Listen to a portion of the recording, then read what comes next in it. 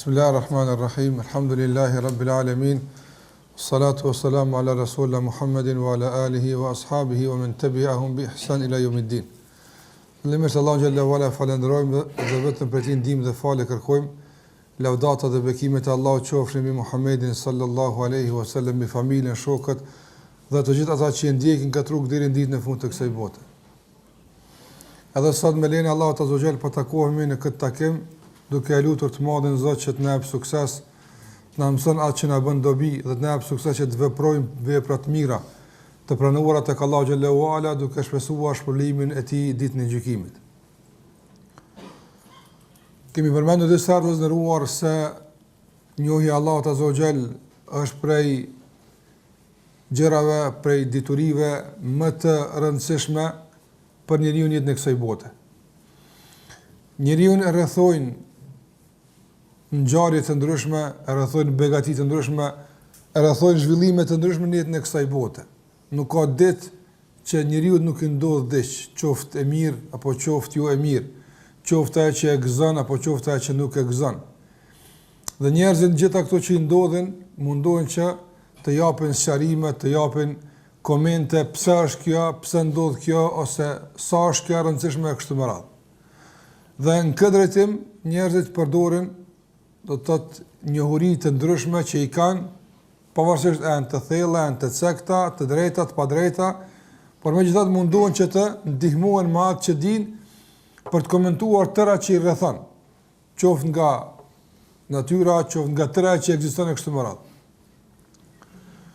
Nëse ne si musliman dhe si besimtarë kemi për obligim që të gjitha ato që na rrethojnë, na ndodhin, ti komentojmë në hijen e njohjes son për Allahun xhallahu xhelaluhu.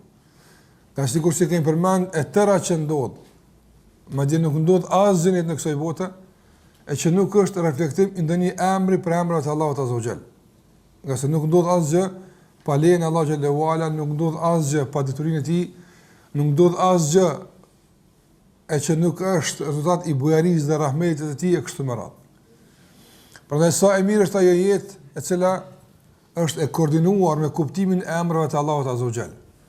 Për këtë arsye edhe tema që ne po i trajtojmë në kuadër të këtyre gjëratave është që të na përmirësojnë cilësinë e jetës, që të japin jetës sonë një kuptim tjetër, që kjo jetë nuk është e kurzuar me asgjë nga aspekti material të kësaj bote.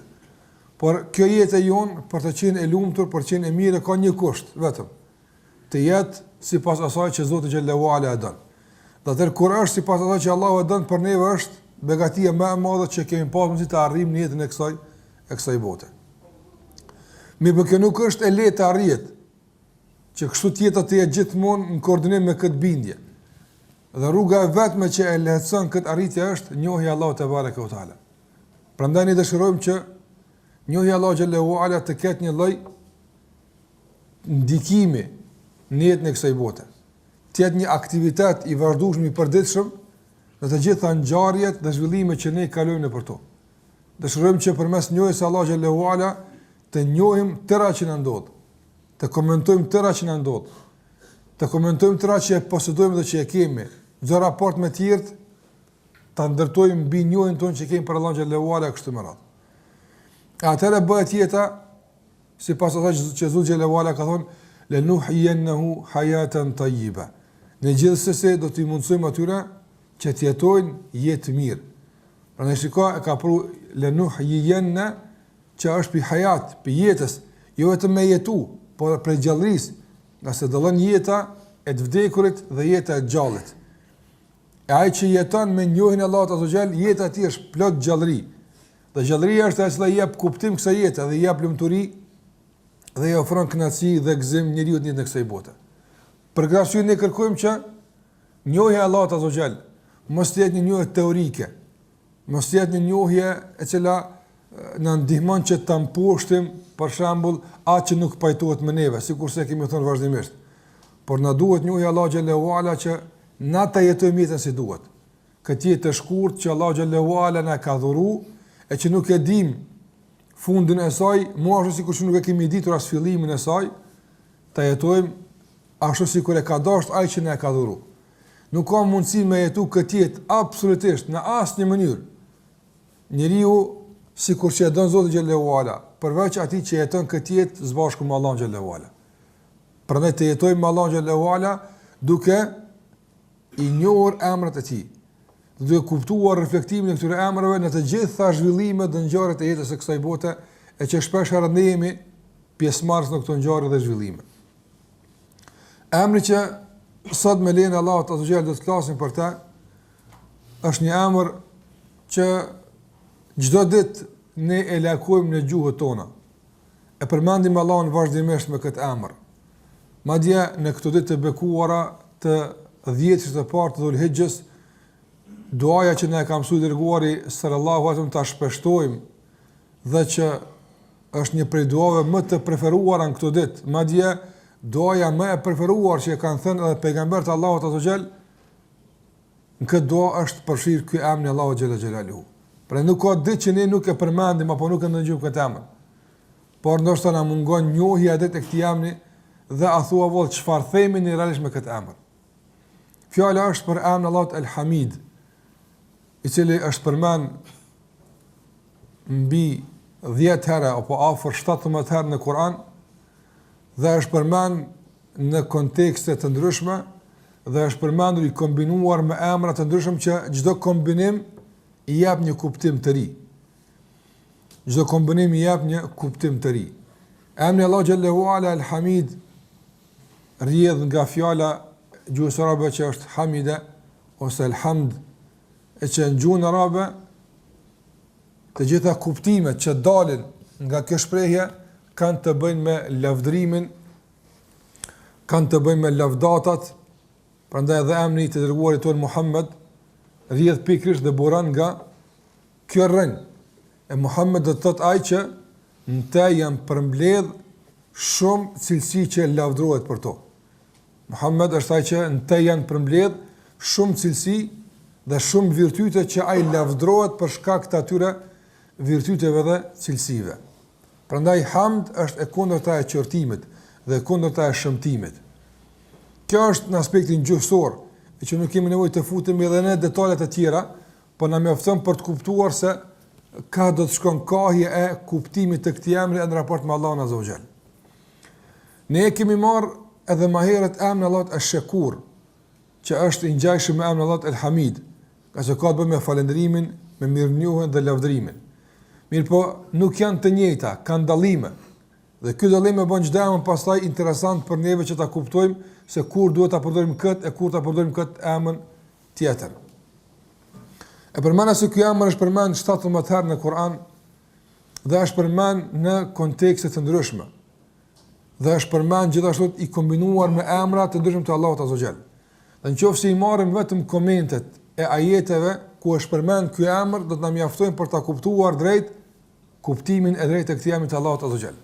Apsa disa për këtu do të detyrojmë që t'i marrim, por para se të kaloj te kuptimi i drejtë i këtij emri për Allahun xhalla xhelaluhu, të përmend disa vende në Kur'an ku është përmend si vërtetim se Allahu xhallahu ala ka këtë emër. Një pyetje Allahu xhallahu ala thot në surën Al-Baqara: "Wa'lamu anna Allaha ghaniyyun hamid." Dini se Allahu është ghani, e kemi mësuar çka është ghani dhe hamid, kësaj rradhe që po mësojmë, kjo është vërtetim se Allahu ka emrin e tij Hamid. Pastaj gjithashtu Allahu xhallahu ala kur i dërgon Ibrahimit alayhis salam me lajket dhe e përgëzojnë Ibrahimin alayhis salam së bashku me Sarën për një djalë përgëzim nga Allahu xhallahu ala që është Ishaku, Allahu xhallahu ala thotë se me lajket janë lut për familjen e Ibrahimit alayhis salam duke thënë: "Rahmetullahi wa barakatuhu alaykum ahlal bayti innahu Hamidun Majid." Mëshira e Allahut azza wa jall dhe bekimi i tij qoftë mbi ju, o familje e bekuar, dhe Allahu është Hamid. Këtu ka vërtetim se emri Allahut El-Hamid është për emrin e Allahu xhallahu ala dhe Majid. Dhe ne këtë emër thashë përmendim çdo ditë në salavatet tona, apo duke thënë Allahumma salli ala Muhammad wa ala ali Muhammad kama sallaita ala Ibrahim wa ala ali Ibrahim innaka Hamidun Majid. Madje namazin e fillojmë me këtë emër të Allahu xhallahu ala, Elhamdulillahi Rabbil Alamin. Dhe shumica e lutjeve të pejgamberit sallallahu alaihi wasallam, të cilat i ka bërë në raste të ndryshme, qoftë kur është zgjuar nga gjumi, e qoftë kur ka rënë me flajt, e qoftë kur ka filluar ushqimin, e qoftë kur ka përfunduar ushqimin, e qoftë kur ka vënë në tesh, e kështu me radhë që do të vijë, shumica e lutjeve të pejgamberit sallallahu alaihi wasallam fillojnë dhe e kanë përbërën e tyre këtë emën të Allahut azza wa jall. Prandaj nuk don shumë argumente për përmend, pse thash, në Kur'an kemi 17, në hadithe ka shumë më tepër se kaq që vërtetojnë se Allahu e ka një emër që është El-Hamid. Çfarë kuptimi ka emri Allahut El-Hamid në raport me Allahun azza wa jall? E përmendëm se El-Hamid është ai i cili janë mbledhur tek ai cilësitë dhe virtytet e mira që për to ai lavdrohet. Prandaj është i lavdruari dhe është i madhruari dhe është i falendëruari, ai që të gjithë robërit i përulën atij me mirënjohje dhe lavdrim. Mirë po të ngjajshme me mirënjohjen dhe falëndrimin e patëm edhe emrin Allahut Esh-Shakur, on shukri dhe hamdi. A ka dallim mes vete? Shukri dhe hamdi dy veprime apo të cilat shpesh e dimë që janë të ngjajshme, ku ne i përkthejmë me një shprehje, falëndrim, shukr, falëndrim, po edhe hamd, falëndrim. A ka dallim mes vete? Emri Allahut Esh-Shakur, kur e kemi mësuar atje, nëse ju kujtohet, kemi përmendur se shukri është falëndrimi i Allahut azza wa jall si pasojë e ndonjë begatie që ta ka dhënë. Andaj shukr dhe shekur më tepër është ndërlidhur me veprimin e caktuar. Prandaj dikush të bën mirë të shkuruhu, ti e falëndron. Andaj na e falënderojmë Allahun xhallahu ala për çdo begati që ai na ka dhënë. Mirë po, a duhet që tjetë dhe a është shtegu jonë i vetëm që ne Allahun e falënderojmë vetëm atë kur na begaton, apo edhe kur nuk e dim që na ka begatuar, por falënderohet për begati vetëm, apo Allahu xhallahu ala ka diçka më tepër që meriton të falënderohet përveç begative që jep. Këto është kuptimi i emrit Allahut El-Hamid. Ai që falënderohet jo për shkak se jep, por për shkak të përsusmërisë që ka, për shkak të emrave të bukur që i ka, për shkak të cilësive të plota dhe të larta të përkryer që i ka Allahu xhallahu ala, ai më thon hamdin. Prandaj Allah është Hamid, emri Allahut El-Hamid është emri censori i Allahut azza wa jall. Nuk ka të bëjë me veprim. Andaj asgjë mos të vepron është i lavdruar. Asgjë mos jap është i lavdruar, është i madhruar Allahu te bareka ve taala. Andaj kjo është dallimi kryesor mes emrit El-Hamid dhe Esh-Shakur. Shukri është tash i ndërlidhur me dhënje, ndërsa hamdi është i ndërlidhur me cilësitë dhe emrat që i ka Allahu xhallahu ala. Prandaj ne vrem se namazi fillon me elhamd. Edhe pse gjendjen ku ne fillojmë namazin nuk do të thotë se është një gjendje gjithmonë të begatuar. Atë ndodh ndonjëherë që ta fillosh namazin apo të zë koha namazit e që ty para pak çasteve të ka ndodhur një sprovë. Ndodh. Andaj thua alhamdulillah përsëri. Nuk ndryshon formulimi i Fatihas për shkak të gjendjes që ti e ke. Nuk ndryshon formulimi i Fatihas për shkak të sprovës që ty të ka godit. Absolutisht, gjithmonë është alhamdulillah. Dhe duke qenë gjithmonë alhamdulillah, kjo ka një kuptim. Nëse nuk mund të jetë kjo shprehje me kuptim që thuhet pas ndonjë sprove dhe ta ketë kuptimin e kufizuar sikurse e shukri, që është përballë një begatie. Andaj Allahu xhallahu ala është i falëndëruar dhe është i lavdruar në çfarë do lloj situate që ne gjendemi, nga se të gjitha ato që ai vepron është për të lavdruar, edhe pse në raport me neve nuk janë të këndshme, nuk janë të mira, neve nuk na duket ajo se është e mirë që na ka godit në kuptim në rrafshin ton, nuk e përjetojmë ne sikurse begatin, por megjithatë fakti që ne jemi sprovuar, fakti që ne jemi dëmtuar në një aspekt, fakti që situata nuk është në favorin ton, kjo absolutisht nuk e zbe emrin Allahut El-Hamid. Ai është i lavdruar gjithmonë dhe ai gjithmonë falënderohet, nga se të gjitha veprimet e Allahut azza xal burojnë nga dituria e tij dhe vijnë nga urtësia e tij, dhe vijnë nga drejtësia e tij dhe vijnë nga mirësia e tij. Pra nuk ka mundësi në asnjë situatë Allahu xhallahu ala mos jetë i lavdruar. Për dallim për njerëzve, njerëz mund të jenë, ka njëri që mund të jetë ndoshta në 90% të vepra mund të jetë i lavdruar për atë që bën.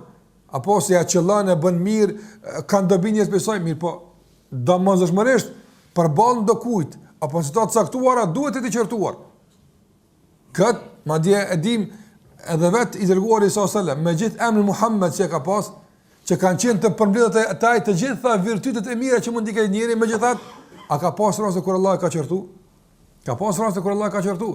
Apo nuk mund të jetë një njeri i lavdruar gjithmonë dhe nga çdo aspekt. Domosdoshmë duhet që të ketë në një aspekt që nuk është i hijshëm ose meriton të qortohet për të. Por që Allahu Azza wa Jall. Allahu te bareka ve teala është ai që lavdrohet nga të gjitha anët dhe atij i takojnë të gjitha falëndrimet, të gjitha lavdrimet dhe mirënjohjet, pavarësisht çfarë neve na ndodh apo si ne ndihemi apo na me çfarë sprovohemi kështu me radhë. Prandaj paramendoni me këtë bindje dhe me këtë kuptim të njohjes së Allahut Azza wa Jall lidhesh në namaz. Dhe thua elhamdulillah. Pastaj thush Rabbil alamin. Shikoj çfarë kombinimi mes hamdit edhe Rabbil alamin. Nëse njeriu veç këtë ndalet me medituar në fillim namazit të tij, fillon namazi të ketë një kahje tjetër të një përjetimi ndryshe. Para na thot elhamd, tham elhamd është ai që lavdrohet nga çdo aspekt. Pastaj vjen Rabbil alamin. Shikoj Allahu nderuar, veprimet e Allahut Azza wa Jall nuk janë raport me një njeri dhe me dy. Për shembull, i themi një njeri ti s'ki punë me tjertë. Ti ki punë veç me qëta. Që me qëta në mësh mu sjell mirë, që ti në mësh me bo mirë, lavdrohesh. E merë certifikat në lavdata autën. Me gjithat, e në raport me njërë në gabujmë. Apo? A në ka porësit Allah Gjallahu Ala që të kujdesin për ndoken sikur në ka porësit për prind? Ja. Me gjithat dhe këtu gabujmë. Dy i kem, ka një e kje që të din mës me knaqës për shara. Apo? Andaj jo gjithmonë përballë në njëri ti lavdrohesh gjithmonë apo. Mund ta kesh një fëmijë. Apo edhe përballë ti mos më kon gjithmonë ç'është duhet. Mund ta kesh një shok dhe përballë ti më gabu. Ndodh. A ka mundsi që njëri në një aspekt, haj që aspekte tjera është i qortuar. A ka mundsi një aspekt më kon gjithmonë lavdruar? Ja, edhe atë aspekt një e ka apet. Subhanallahu gabon. Ka veprime gjatjes së tij që meriton të qortohet për to. Nëse Allah xhelal është Rabbul Alamin. Por no, kujdestari krejt çka ka, thon. Allahu alem çka ka. Dhe përballë çdo krijese, Allahu xhallahu ala vepron veprim caktuar.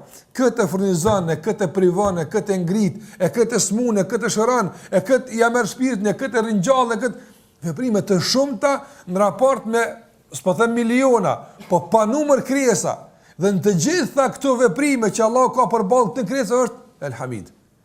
Është i lavdruar. Asnjë veprim përballë gjitha këtyre nuk është për të qortuar. Nuk është për t'ia zbehur Allahu xhallahu ala meritën për qenë i falëndëruar. A nuk është kjo madhështore?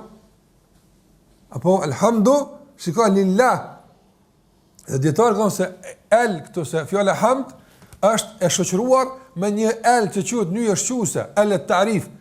Ky el i jep kuptim fjalës. Në gjuhën arabe nuk janë shkruajt e shtuara sa për ta zbukuruar formulimin e fjalës, por çdo shkronjë që shtohet ja shton një kuptim, jep një kuptim tjetër. Edhe kur bëhet fjalë për një shtojë sikur është el, e tarif, nyje shquese. Nëse shqip e kemi nyje shquese vetë, nëse eli në gjuhën arabe ka 3-4 kuptime. Nganjëherë vjen el e kupton bazën e elit, e kupton fjalën pas saj. Nëse el i është bashkangjit hamdit, se nga se kemi elhamdu, atëherë ky eli çfarë kuptimi ka? Ulemat thonë kjo është el istighraq. Çka është istighraq? Istighraq është kur përfshin krejt, nuk lën asgjë jashtë kësaj e që nuk e meriton ai që vije pas saj, që është hamdi atë. Prandaj Allahu xhallahu ala është i falendëruar dhe është i lavdruar, në të gjitha ka përfshi lavdrimin ndaj tij të gjitha krijesat e tij atë. Pra shikoj sa kombinim i bukur është bërë në lutjen që është ditën e Arafatit, edhe në telbien e haxhive, që e bëjnë ky kombinim që me njoft njerëz që e thonë tjetër kuptim me lutja. La ilaha illa Allah, wahdahu la sharika la, lahul mulku wa lahul hamdu. Shikoj e ka bashku mulkin me hamdin. Prandaj a ka diçka që del jashtë mulkit të tij? Mulk, pushteti i Allahut azza xal, sundimi i tij. A ka diçka që del jashtë mulkit të tij? S'ka. Po s'ka as pra kur që del jashtë hamdit të tij apo. Sikur se gjithçka është nën sundimin e tij, sikur se çdo gjë është nën pushtetin e tij, çashtu edhe gjithçka është e ngjyrosur me falënderimin dhe lavdrimin ndaj Allahut xhallahu ala. Asnjë veprim i tij, sikur se asnjë krijesë e tij nuk del jashtë pushtetit të tij, gjithashtu as nuk del jashtë Falënderimit Allahut azza wa jall. Kudo që të shikojsh në krijesën e Allahut xhallahu ala, sado që të njihesh me diçka nga krijesë e Allahut xhallahu ala, të shtohet më tepër lavdata për Allahun xhallahu ala. Prandaj, ashtu sikur se nuk mund ta përshkruajmë pushtetin e Allahut azza wa jall. A kufizohet me hartë ky pushtet apo me banor apo me tyra caktuara me asgjë. Prandaj edhe ky është kuptimi që i dërguari sallallahu alaihi wasallam në fund të namazit të tij të natës ka thonë la uhsi thana'an alayk. Unë sa të lavdoj ty, ashtu sikur nuk më me përshkru sundimin tënd, nuk më me përshkru diturinë tënde, nuk më me përshkru bujarinë tënde, nuk mund ta përshkruaj atë lavdimin ndaj teje. Është e pamundshme. Ti mund ta lavdosh Allahun xhallahu ala lavdrime që ndoshta 24 orë nuk ndales lavduari. Dhe përsi në fund duhet të thuash la uhsi thana'an alayk. Unë nuk mund ta përfshi lavdrimin tënd përmes gjuhës time dhe përmes fjalëve që unë kam. Për këtë arsye edhe në hadithin e Buhariut, hadithi i shefatit, kur i dërguari sallallahu alaihi wasallam i japet leje që të ndërmjetëson tek Allahu që të vijë e gjykon tek krijesat. Cili është veprimi që e bën i dërguari sallallahu alaihi wasallam e që me kët Allahu xhallahu ala e pran këndërmjetim është e vendos kokën tek arshi i Allahut azza xal, sikur se ka në hadith, thot edhe Allahu më frymzon falënderime dhe lavdrime për fjalës hamd që nuk i kam ditë më parë. Hera e parë Allahu më mëson kështu të lutem tash. Lavdrom që thot. Ka kur din Allahu më lavdu që është ai meritor, nuk di na më lavdu. Na mund të më lavdru pjesërisht, na mund ta lavdrojmë dhe gjithmonë lavdrimi jon është i koordinuar me begatit. Atë që o Zot ty të kuv lavdrimi, se ti më ke dhënë, ti më ke bë. Pak njerëz din Allahun me lavdru në bazë të emrave të cilëve që i kapën. Shumica e njerëzve Allahun e lavdrojnë në bazë begative që u ka dhënë. Prandaj edhe janë më të disponuar për lavdrim atë kur Allahu jep diçka aftë. Para na diku kur Allahu xhelahu si ka jap, ose të ka godit me një sprov të fuqishme, e që atëre këqyre sa po inspirohesh me lavdru. Çfarë kuptim po ka alhamdu? Apo është një shprehje që e ka përcjell me shpejtësi, alhamdulillahi rabbil alamin. Jo pse e ndin. Prandaj Allahu xhallahu ala sikurse e kanë përmend dietarët pe kuptimit të emrit të tij se jemi te kuptimi, apo edhe asnjë krijes mos ta falëndron, ai mbet el hamid. Nga sa ai është el hamid në qenë e tij. Sikurse ta kthejmë në shembull në rrafshin njerëzor. Qoftë në rrafshin e diturisë, apo qoftë në rrafshin e pasurisë, apo qoftë rrafshin se çfarë du të duash rrafshi. Nëse njëri për shembull i ka një sasi caktuar të hollave në dorën e tij. Po ka parë në dorë. Dhe këtë bota që të si kurgjë, a i bojnë dëm ati njëriu me atë që e ka? Absolutisht. Ju ndaqë pranani, dhe mëse pranani, kësë më rëndësi, unë i kam, që ku janë? Apo? Një që Allah Gjellori ka abdija.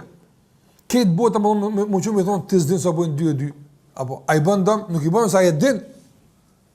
Ju ndaqë lavdramni, ndaqë mësë lavdramni, ndaqë pranani, ndaqë mëse pranani, unë e di. Andaj tek njerëzit si ndodh që nëse e ka diçka qendrore që te ai është ngulit, edhe pse këto 2 pasojë janë të fituara te njëri, si ka pas. Por megjithatë kur ti ka, nuk i bën dëm pastaj lavdrimi i njerëzve apo qortimi i tyre, nga sa ai realisht këtë ka. Nëse çfarë të mëna për Allahun xhallahu ala, që cilësitë dhe emrat janë qendrore, nuk kanë fillim. Nuk ka filluar me marr emrin El Kerim, apo pas që ka filluar me na dhon, e ka pas gjithë, edhe kush na ka dhon, kush na ka na hiç, ai ka qenë Kerim. Se ka marr emrin El Alim, atëherë kur ka filluar me zbrit libra me dërgu pejgamber, nga se gjithmonë ka ditë, edhe kur s'ka zbrit kur gjë hiç. Gjithmonë ka qenë Rahman, gjithmonë ka qenë Rahim. Apo andaj sikur që ka qenë gjithmonë me këtë emra, gjithmonë ka qenë El Hamid. Gjithmonë ka qenë i lavdruar dhe gjithmonë është i lavdruar. Edhe atëherë kur e lavdrojnë besimtarët, edhe atëherë kur nuk e lavdrojnë besimtarët, edhe atëherë kur e qortojnë për veprimet e tij mëkatarët, gjithmonë ai është El Hamid. Nuk i bën dëm Allahut azza xal asnjëherë dhe nuk zbehet asnjëherë emri i tij El Hamid kur, edhe pse njerëzit nuk dinë me falëndëru, edhe pse njerëzit nuk dinë me madhru, edhe pse njerëzit nuk dinë ta lavdrojnë, edhe pse njerëzit kalojnë mbi emrin e tij El Hamid, kalim të shpejt, pa kuptim, edhe pse kalojnë mbi cilësinë e tij El Hamd, vazhdimisht pa kuptimin e dur të kësaj fjale, megjithatë Allahu mbetet El Hamid. Prandaj ai është i lavdruar në çdo vepër, lavdërohet çdo gjë, është lavdëruar në qenin e tij, është lavdëruar për çdo gjë dhe ka përfshi lavdërimin ndaj tij çdo gjë, sikurse thash ka përfshi edhe pushteti dhe sundimi i tij çdo gjë. Për këtë arsye Allahu xhalla xhelalu ndëruar të gjitha veprat e tij në raport me krijesat e tij apo janë të ndërtuara në dy gjëra, në drejtësi dhe në mirësi. Nuk mund të kenë atribut tjetër, cilësim tjetër veprimet e Allahu xhallahu ala. Ose janë me drejtësi, apo të ka kaplu drejtësi Allahu azza xhall, ose janë me mirësi, se ke merituar që kaq për më shumë të kap. Kur nën kët nuk bin apo. Prandaj për të dyja meriton që të jetë Allahu xhallahu ala El Hamid. Madje e kam përmendur disa për dietarëve se El Hamid, edhe pse njerëzit në këtë botë nuk e kanë ditë dhe nuk e kanë lavdëruar Allahun xhalla xhelaluhu, do të lavdërojnë të gjitha krijesat yawmul qiyamah. Madje edhe banorët e xhenemit do ta kuptojnë emrin El Hamid, apo do të binden bindje të thellë se kjo është ajo që kanimata ka meritu. Allahu të qof falërimi që nuk bën padrejsi, nga se me na paqu dikun tjetër nuk do të ishte El Hamid. Edhe duke qenë në xhenem e kuptojnë këtë apo. Prandaj të gjithë njerëzit e yawmul qiyamah, sikurse banorët e xhenetit, por edhe banorët e xhenemit do thonë elhamdulillah. Dallim kvalitet, dallim kuptim, por ta kuptojnë drejtsinë e Allahu xhallahu ala. Bindje para mëna kur njëri vjen din këtë bindje, kur Allahu xhallahu ala me drejtsinë e tij e bind njeriu që ta pranon se me të vërtet kjo është ajo që ka merituar. Edhe as vetes së tij nuk kishte më dhënë diçka më tepër se kaq apo. Andaj është El Hamid edhe kur e çon dikon në xhenet, por është El Hamid edhe kur e gjun dikon në xhenem. Ajo është El Hamid edhe kur e pasuron dikën, por është El Hamid edhe kur e varfon dikën. Ajo është El Hamid edhe kur i jap shëndet dikujt, por ajo është El Hamid edhe kur e smund dikën. Eksumerat ajo gjithmonë Allahu xhallahu ala është El Hamid. Prandaj rreth këtyre kuptimeve thash sillen fjalët e dietarëve lidhur me kuptimin e emrit Allahu xhallahu ala El Hamid. Në qoftë se dëshojmë të kalojmë tek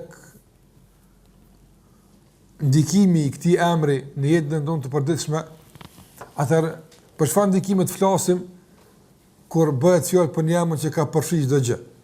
Ka do që të sillesh në takim me të. Çfarë do që të praksh në takim me të? Me emrin Allahu xhallahu ala El Hamid. Prandaj fillimisht të ndëruar ajo që duhet ta kemi parasysh tek çdo emër i Allahut azza xhall. Edhe të ky emri i rrodhës është që kur e kuptojmë se Allahu xhallahu ala është i lavdëruar në çdo gjë dhe lavdërimi ndaj tij është qendror tek ai. Nuk është i merituar më vonë, nuk është i ndërlidhur me veprim të caktuar, po qendrësisht Allahu është i lavdëruar. Atëherë padyshim se kjo ka reflektime të shumta në jetën tonë të përditshme. Nga më kryesore është dashuria jonë ndaj Allahut azza xhall. Ti kur thua elhamd, po ta kuptojsh drejt, ti e dhona çdo kusht tjetër. Wallahi çdo thënie elhamdu kur fillon namazin do të ishte një ushqim shtojs për ta ushqyer këtë zemër me dashuri ndaj Allahut xhallahu ala. Nga se askush në botë kur i drejtohet të madhët e tij, apo nuk i drejtohet atij pse e ka emrin El Hamid, përveç ti aptën. Nga se elhamdu dhe lavdata, lavdërimi ndaj Allahut xhallahu ala, elhamdu nuk është thjesht lavdërim. Nga se njerëzit lavdërojnë edhe në kësaj bote. E lavdërojnë këtë, e lavdërojnë atë, lavdërojnë mes vetë, shkëmbejnë lavdata dhe mirënjohje, mund ta bëjnë këtë. Mirë, po a është kjo ai hamdi që edhe ne ja kushtojmë Allahu xhallahu ala? Jo. Për çfarë arsye? Nga se dietarët kanë thënë kur them elhamdulillah, lavdërimi jon ndaj Allahu xhallahu ala duhet të jetë, qase kjo është kuptimi i drejtë, nuk ja themi Allahut elhamdu si duhet nëse nuk është në këtë nivel. Andaj cili është niveli i pranueshëm i fjalës elhamdu kur themi? Kanë thënë dietarët të shoqërohet bil hubbi wa ta'dhim. Të shoqërohet me dashuri dhe madhërim. E këtë nuk e bën ti kur lavdon dikon. Ti mund të lavdësh dikon për këtë vepër që ka bëu, por nuk e madhman. Mund të jetë i nënçmuar te ti skajshmërisht, për çfarë lavdot çeta? E ka merituar apo lavdot? Mirë, po për tjerat mund të jetë për shumë drejtë qartuar. Andaj nuk është kjo lavdat e shoqëruar me madhrim. Dhe nuk është e shoqëruar me dashuri. Ti mund ta lavdërosh dikën Ose dikush mund ta lavdron dikën, por jo pse e don shumë, por e lavdron për shkak se situatat, rrethonat e kërkojnë me lavdru, ose ka bënë një punë që lavdrohet, por nuk ka të bëjë me dashuri. Ndërsa në raport me Allahun xhallahu ala nuk pranohet thjesht lavdrim, por duhet të jetë një lavdrim i shoqëruar me dashuri dhe me madhrim. E prej ka me marrë këtë dashuri, prej ka me ushqy këtë zemër, me kuptimin edhe të fjalës elhamd. Kur të kuptojsh se subhana ti e ki një Zot që tash po i drejtohesh dhe po don me e lavdru. Për çka me lavdru? Për diçka çka ti s'din, për çka do me lavdruar. Nuk din kam janis për atë çka din për te. E mos thon për atë çka ti nuk din për te. Prandaj elhamdu fillon të mbushet zemra energji të posaçme drejtim me Allahun xhallahu ala për lavdrimin ndaj Zotit te barekote të shoqëruar me dashurinë ndaj Allahut xhallahu ala dhe madhrim të tij.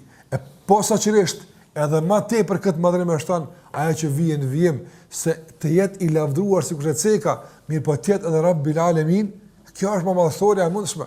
Apo dhe gjithashtu pas kësaj të vjen se gjitha këtë lavdrim që na e dim për Allahun, e shumë të nuk e dim, të gjitha këto apo janë Ar-Rahman Ar-Rahim.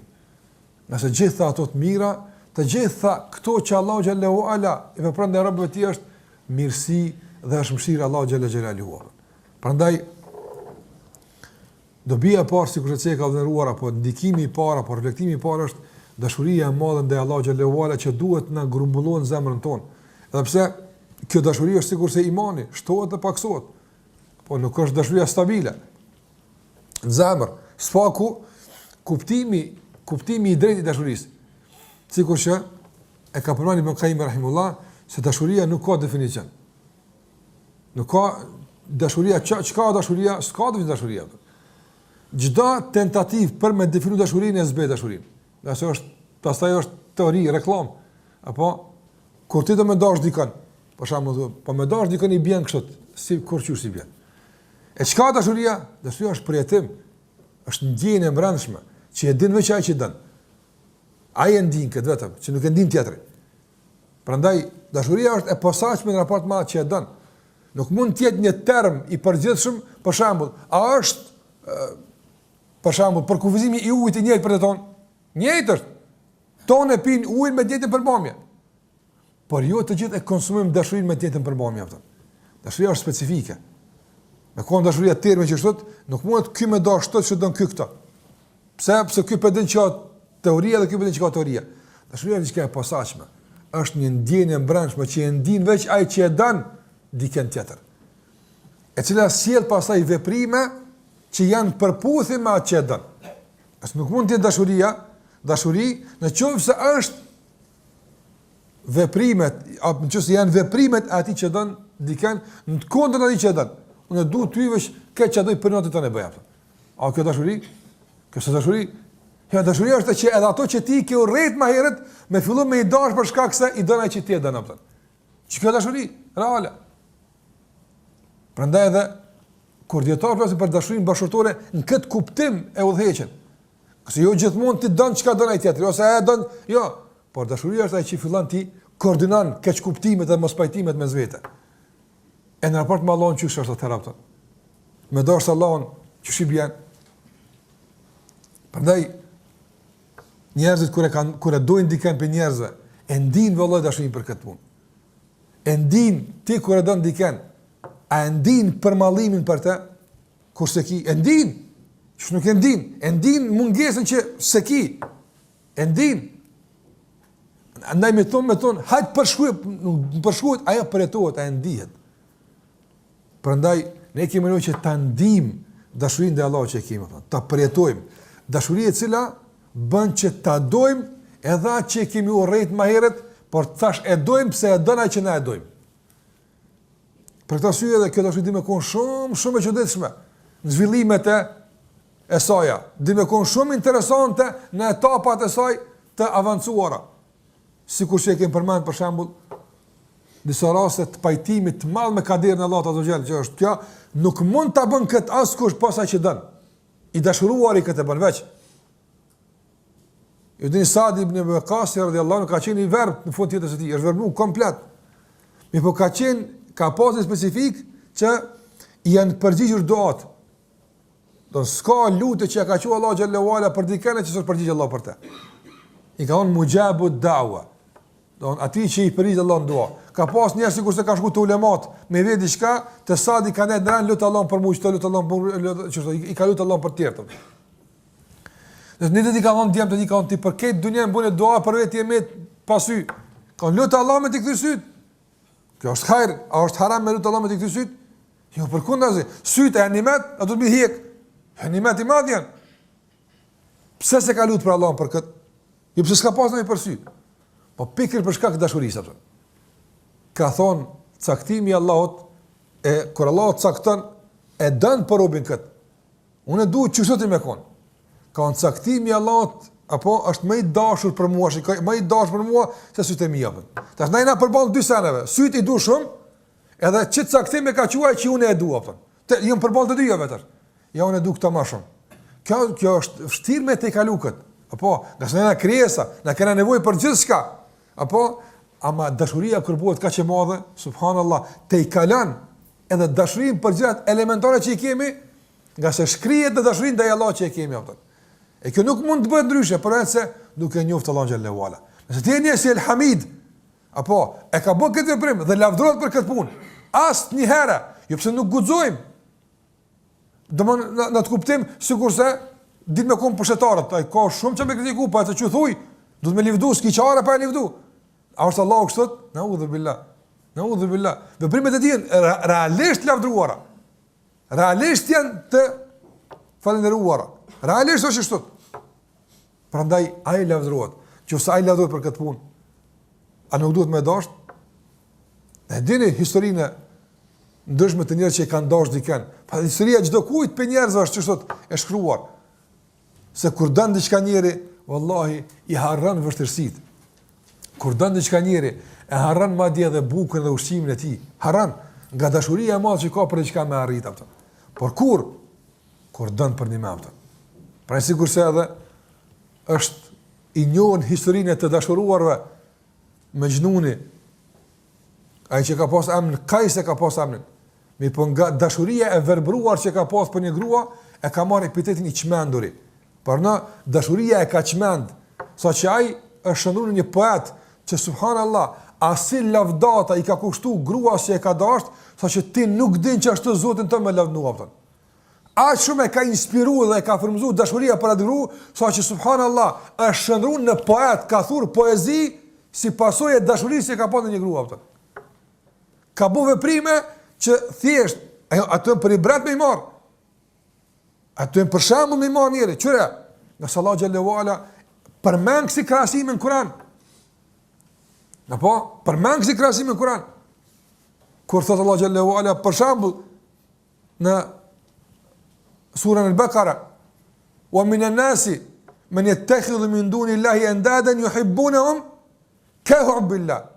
Ka për njerëz të cilët kanë marrë për njerëzve, për zotnave të ndryshme, gjithçka, yuhibbunhum, i dojnë ke hubbillah, i dojnë që shduhet Allah azza jall. Don shikoj Allah ka pranuar se ka njerëz që dinë me lavdu dikën, dinë me adhuru dikën, si pasojë e dashurisë, një që shduhet Allah të adhurohet atë. Përsa walladhina amanu ashaddu hubban lillah. Por ata që kanë besuar drejt, kjo është sfidë për të gjithë neve. Ndërsa ata që kanë besuar Allahun, ata dojnë Allahun më shumë. Apo andaj me gjithë çmendurinë e Mejnunit, apo e cila e ka inspiru për lavdrime që burojnë nga një dashuri marramendse, me gjithë këtë besimtari që elhamdu e dënë Allahun ma mirë dhe ma shumë, e preton ma thellë këtë dashuri. Kjo është dëshmia e Allahut për ata që besojnë. A jemi ne ata që ja vërtetojmë Allahut këtë dëshmi? Praktikisht Allah s'ka nevojë për të vërtetuar ne, po ne duhet jemi nga ata që synojmë, që të jemi nga ata që Allah ka thënë për ta, sa ata që besojnë Allahun e dojnë më shumë se tjerë. Andaj, a e dënë ti Allahun më tepër se adhurues e dunjas që dojnë dunjan e tyne? A jenë gjendje ti që në sektorin e veprave që ti i urren dhe si pëlqen, apo me hy atje me hy dhe me këtë dashuri me prek në kokën e këtyre veprave që ti duke i prek me dashuri të shndrohen në gjëra që ti dën, Edhe pse kanë qenë në sektorin që ti nuk i don, veç për shkak të çkafit. Për shkak se ai që ti po lavdron ai don apo. Ati që thosh elhamdu, ty të koft lavdrimi o Zot. Ti i falëruar, ti ai që unë të dua ty. Dhe dashuria jam ndaj teje është ajo që ndryshon edhe kuptimet e mia, ma ndryshon edhe shijen tim. Ma ndryshon edhe gjendjen time, ma ndryshon edhe kuptimin tim, i ndryshon raport, të jam gjendje me ndryshu. Sa është kjo çuditshme. Nëse njerëz për dashuri të caktuara sot ndryshojnë të gjitha këtu apo. Ndryshojnë të gjitha këtu ndryshojnë apo. Ana sigurisht e ceka edhe ai Mejnuni, ai çmenduri, apo që emrin e ka Mejnun. Sot historinë e këtyre njerëzve me përmend këtë njerëz si Imrul Qais apo Imrul Qais çu të ka pasur, nuk e njeh gati kërkosh. Si thosh Mejnuni këtë ngjojnë. Subhanallahu, është bërë i njohur me emrin çmenduri nga dashuria e madhe që ka pas për një grua të caktuar apo. Andaj ky njeri ka shkuar te vani gruas së tij dhe nga dashuria e madhe për gruan e vet që ka pas, kjo është e pa imagjinueshme me ndodh përballë një krijese. Por kur nuk ka ku me derdh dashurinë e grumbulluar apo në raport me Allahun xhallahu ala, duhet me gjetë një krijesë. Duhet me gjetë një krijesë ku mbi të derdh këtë dashuri. Nga se e mundon nga mra, është peshë e ronë. Nëse nuk din ka me lansu. Sikur se kemi holë për lakmin, për shembull. Njëri në esencë lakmon. Nëse nuk din me orientu lakmin ka xheneti, fillon me të marrë me lakmu dunjan. Andaj ka njerëz që lakmojnë dunjan, çashtu që duhet mu lakmu xheneti? Po. A ka njerëz që lakmojnë dunjan, çashtu që duhet mu lakmu falja pe Allah xhallahu ala? Po ka. Apo andaj ky ka energji për të lakmu. Problemi i tij është se ka orientu ku duhet. Edhe ky Mejnuni, dhe shumë Mejnuna të tjerë në këtë dunja, të çmendur të ndryshëm, nuk do mund që e dojnë një gru, po dojnë pasuri, dojnë dunja, dojnë autoritet, ka shumë të çmendur të ndryshëm, që dojnë diçka, sikur se duhet mu dashur Allah xhallahu ala. Këta kanë energji për me dashur, po problemi është se është e keq orientuar. Duhet me orientu ka Allah xhallahu ala, e atëherë merr hovën e vet, atëherë merr tamam formën e vet çu se atje është hapësira e gjon për me dashur Allah xhallahu ala sa dush. Sa do që të lavdësh Allah xhallahu ala, nuk del kur jashtë kufeve vaptën.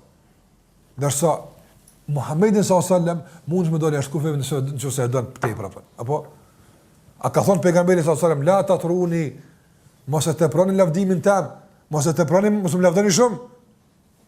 Nëse ka njerëz që e kanë lavdëruar pejgamberin duke thënë se krejt bujaria në këtë botë që është më njudike, kjo është bujaria jote japtën. La ilaha illallah. Kjo është Zoti xhallahu ala.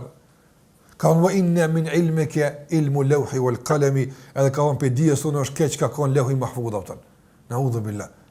Po Muhamedi sa më shkoj çfarë donte? Po në kohë Muhamedi sa ka ku fit kjo njeri.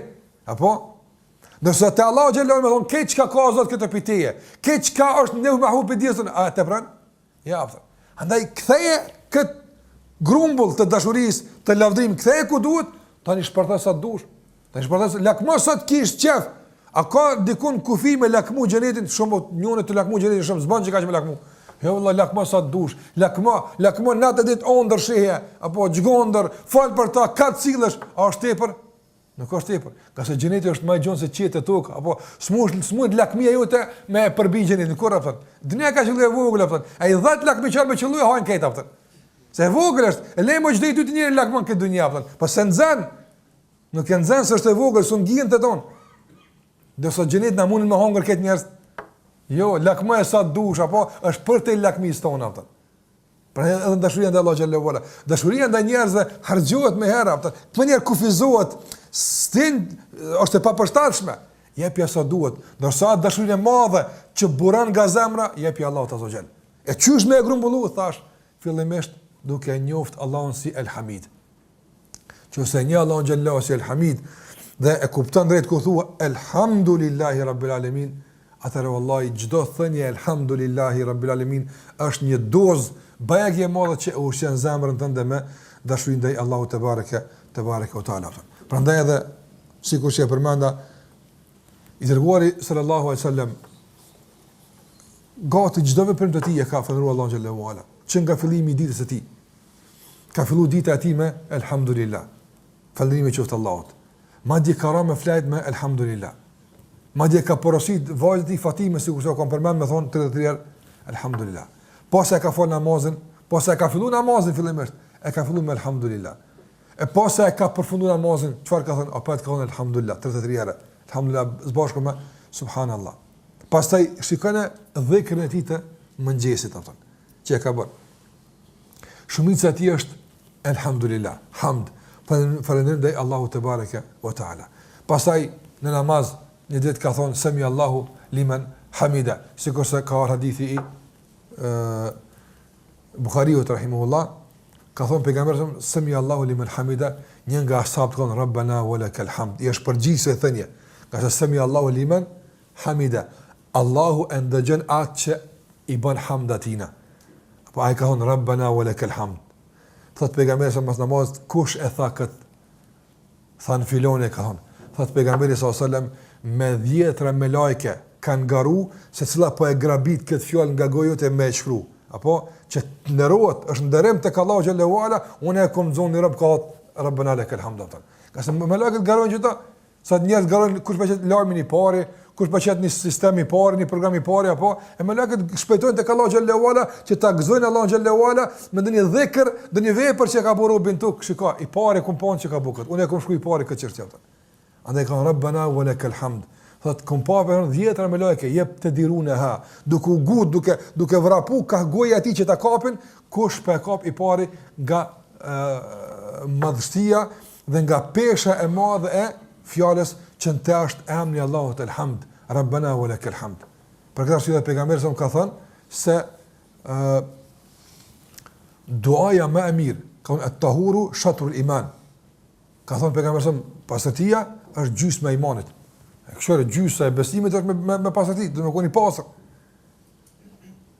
Ndërsa kur ka thënë për hamdën në hadith tjetër, ka thënë këtu ka thënë alhamdulillah tamla al-mizan. Këtu ka thonë elhamdulillah, fjalë elhamdulillah e mush mizanin. Mos e dish Allahut me kurrë, vetëm me hamd që duhet e ka mush peshorën tonë atë. Tamlu al-mizan. Ama me kuptim drejt të fjalës elhamid. Dhe ka thonë hadith tjetër se duaja më e mirë, lutja më e mirë që është bërë Allahu xhallahu ala është elhamdulillah. E çish dua na mësu dua me lip. Na zdim dua të na din veç dina me lip. Na kujna më dua i vjen lip. Apo, ja, a ka dua tjetër? Ja, ka dua më të mirë se me lip. Qase duaja është dy lloje. Duau el-mas'ala, dua kërkesës që na këtë bëjmë me lip, edhe duau el-thana, duaja falërimit, nuk është kërkesë, po i lutemi Allahut azza wa jall që të na pranon lavdërimin ton modest ndaj tij aftë. Pranoj o Zot. Ne kur thua alhamdulillah, a dua alhamdulillah? Po dua është, po s'ka kërkesë, po s'ka nevojë kon kërkesë. Ti po e lavdron Allahun xhallahu ala dhe po e lut Allahun xhallahu ala që ta pranon kët lavdrim pe te që ai s'ka nevojë për ty, por ti fiton pe ti apo. Prandaj duaja më e mirë është elhamdulillah. Pikërisht për shkak kësaj se e mush zemrën me dashurinë e Allahut xhallahu ala dhe pikërisht për këtë atë që ka më herët i dërguari sallallahu alaihi wasallam do të thotë në shumë hadithe e ka përmend dhe në shumë lutje e ka lutur Allahun xhallahu ala me këtë lutje që përmbante lavdërim dhe Allahu xhallahu ala respektivisht me emrin e tij el-Hamid. Andaj edhe në telbien e haxhive që haxhilirët ka do që të cilën këto ditë apo duke vëllë prej sot, ka sot është dita e 8 e muajit Dhul-Hijja, edhe është yamu tarwiya, dita kur haxhilirët prej sot e bojnë një haxhin. Kudo që të janë, në cilën do vend që gjenden, hotelet kudo që janë, i rikthehen në ihramat e tyre, nëse kanë haxhin tamat normalisht. Nëse kanë haxhin tjetër, ata veç një hramë që sa ditë, më rëndësishme është se ata sot të gjithë haxhir bashkërisht, të gjithë me të gjitha llojet e haxhit që i kanë, sot fillojnë veprat e haxhit. Sot është sunat, normalisht, por të gjithë sot përgatiten për ditën e nesërme të Arafatit. Këtë sot fillojnë duke thënë lebeik Allahumma lebeik. A dhe në këtë lebeik Allahumma lebeik ka nuk mund të jetë dua e madhruar nëse të s'ka alhamd. Prandaj ka lebeik la sharika laka lebeik innal hamda wan ni'mata laka wal mulk. Përsi ka hamdi dhe mulki. Njëjtë. Andaj lebeik është o Zot unë të përgjigjem ty sa të më thrasësh ti mua. Kjo është konfirmim për t'ju përgjigj Allahu xhallahu ala sa ai ta thot ne vetëm. Innal hamda madh lavdrimi wan ni'mata dhe këtë begatit. Dhe kjo është argument që ka më herët apo se falërimi dhe lavdrimi me hamd nuk është gjithmonë përballë begatisë. por është përballë madhërisë së Allahu xhallahu ala dhe cilësive dhe emrave të tij të bukur që i ka. Andaj i tërë falërimi dhe gjitha begatit, innal hamda wan ni'mat këtë pite. Edhe gjithashtu pushteti është në dorën tënde o Zoti i gjithësisë. Prandaj gjitha këto lutje që përmbajnë mbi tyre këtë lavdrim dhe Allahu xhallahu ala na bëjnë që ne ta kuptojmë drejt arsyen e prezencës së kësaj shprehje gjitha këto dua. Sikur që kanë përmendur ulemat se edhe në jetën e përditshme dhe natyrë që ne jemi të rrethuar me të, ajo që kemi nevojë më shumë për të, ka më shumë. Ajo që s'kemi nevojë shumë për të, ajo shkon tu paksuar. Apo andaj që ta më shumë në tokë çka ka ujë atë. Se më shumë kanë nevojë për ujë. Edhe ka ajër shumë, ka cilësh ka ajër. Apo nga shumë kanë nevojë për të. E tani çdo sa që kanë nevojë më pak e më pak shkon tu zvogluar. Andaj ato që të rrolla kur mos më pas i rënohet pa ta. Apo a ka një që ka rënuar dhe kur ari s'ka pas, kur sa s'ka pa, ka edhe rënon. Apo nëse ari është ato është i rroll. Se është për të rrollët. Ato është i rrollës është për të rrollët. Nëse ajo që është për krejt, ka krejt. Ku shkojsh ka. Prandaj edhe ajo që është për krejt situatat për zërë dhe thonë, ajo që është e kërkuar dhe më se nevojshme, është prezente në çdo dua të pejgamberit sa. Sikur sa fjala la ilaha illallah, e po në çdo dua gati ka la ilaha illallah, pse kanë nevojë shumë për të. Në çdo dua gati ka alhamdulillah, pse kanë nevojë shumë për të. Pra nevoja jonë për të është ajo që ka bërë që i dërguari sallallahu alaihi wasallam ta lutë Allahu xhallahu ala me këtë lutje gati në çdo dua të tij. Dhe thash, reflektimi i parë i saj është dhe meditimi rreth gjitha këtyre lutjeve të pasur me këtë shprehje është që të e ushqen zemrën tonë me dashurinë ndaj Allahut azza, por dashurinë me kuptimin e saj real që folën për të pak më herët. Dhe po durim se ka dobi të tjera dhe ndikime të tjera që duhet ne ti përjetojmë dhe duhet që ti inkuadrojmë jetën tonë kur bie fjala për emrin e Allahut El-Hamid. Por për pjesën e parë përmjaftojmë me kaq e pastaj vazhdojmë edhe pjesën tjetër me lejen e Allahut azza. Sallallahu ala Muhammad wa ala alihi wa sahbihi wa sallam tasliman katira.